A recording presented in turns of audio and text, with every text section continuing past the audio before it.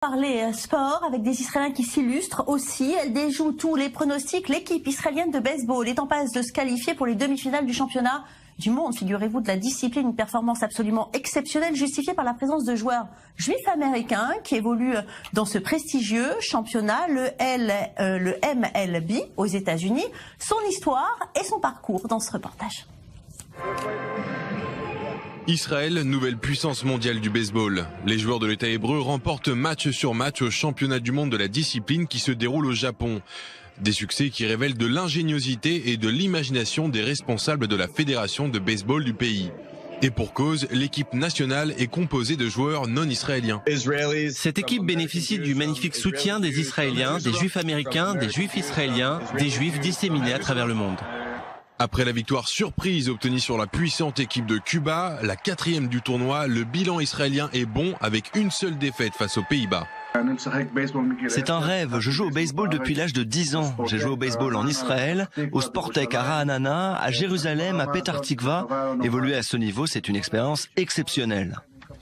Shlomo Lipetz est l'un des 3 seuls Israéliens de l'équipe. Le reste de la sélection nationale, ce sont des Américains de confession juive.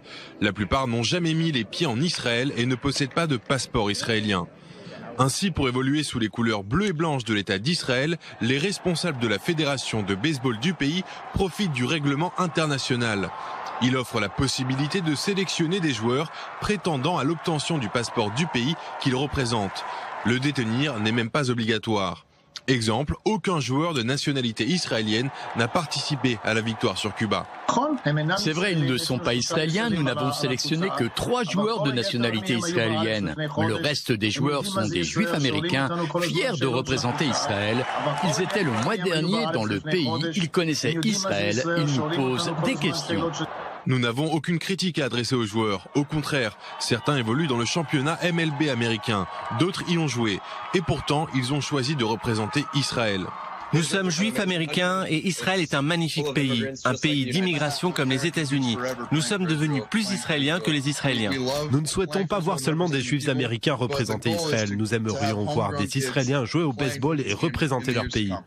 Il n'y a certes aucun lien entre la réussite de cette équipe nationale d'Israël et la situation du baseball dans le pays, mais cela permet aux médias de la planète de diffuser une image positive de l'État hébreu.